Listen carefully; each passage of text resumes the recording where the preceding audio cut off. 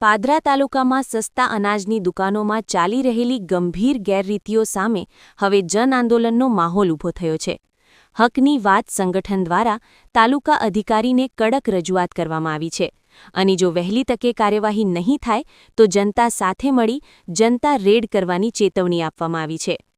પાદરા તાલુકાના અનેક ગામોમાં આવેલી સસ્તા અનાજની દુકાનોમાં નિયમોની ખુલ્લેઆમ ઉલ્લંઘના થઈ રહી હોવાની ફરિયાદો હકની વાત સંગઠન સુધી સતત આવી રહી છે. સંગઠનના આગેવાન વિકી શ્રીમાળી અને તેમની ટીમે આ મુદ્દે પાદરા પુરવઠા અધિકારીને ધારદાર રજૂઆત કરી છે. ફરિયાદ મુજબ પાક્કી પાવતી હોવા છતાં લાભાર્થીઓને પૂરતું અનાજ આપવામાં આવતું નથી. ગરીબ અને મધ્યમ વર્ગના લોકોના હકના અનાજમાં કાપ મૂકવામાં આવી રહ્યો છે તેમજ લાભાર્થીઓને મૌન રહેવા દબાણ કરવામાં આવે છે.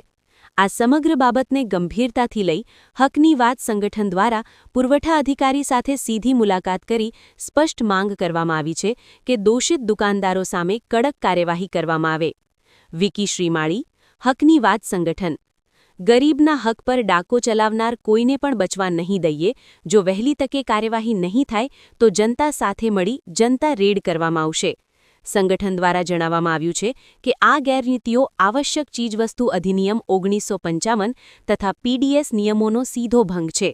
આવા દુકાનદારો સામે લાયસન્સ રદ, ભારે દંડ અને ફોજદારી કાર્યવાહી થવી જ જોઈએ.